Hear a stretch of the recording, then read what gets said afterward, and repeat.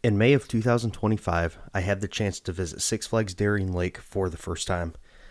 This is an interesting park with some potential that is unfortunately seen as one of the weakest parks in the Six Flags chain.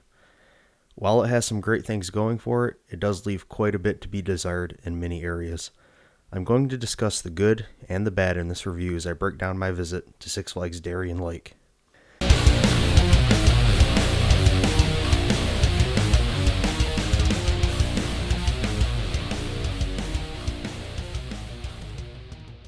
The entrance to this park is actually quite nice and maybe a bit deceiving if you don't know much about it before going in.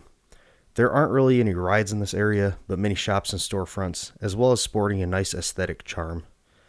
Six Flags Darien Lake definitely does have a nice first impression from pulling into the parking lot with Ride of Steel running against the road and the entrance area to the park. These things surprised me quite a bit.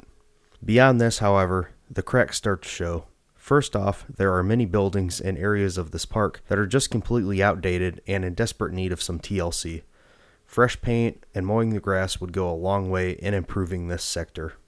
And don't even get me started on the food here. I had a day meal plan here, which is nice and convenient as you get to eat a meal every 90 minutes. That would be fantastic if the food here was actually decent.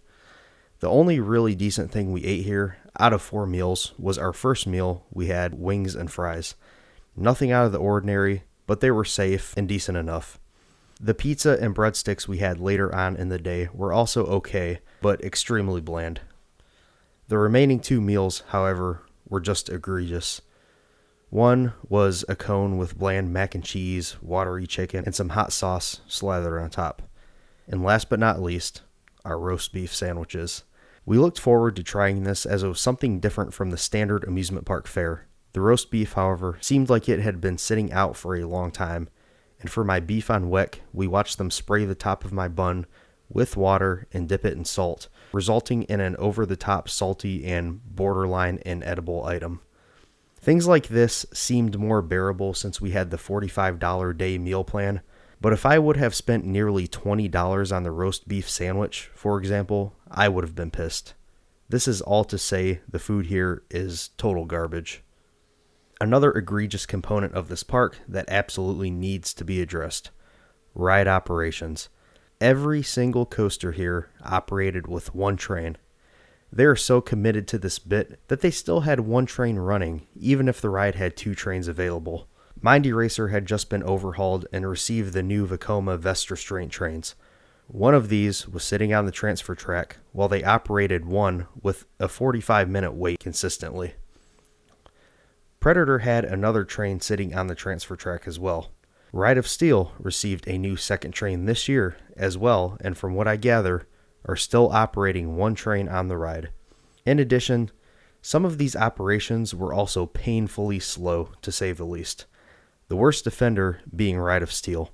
On all 3 of our rides, what should have been a 5 to 10 minute wait, just barely spilling out of the station, turned into a roughly 35 to 40 minute wait because of one train ops, as well as loading and dispatching taking 7 to 8 minutes on a regular basis.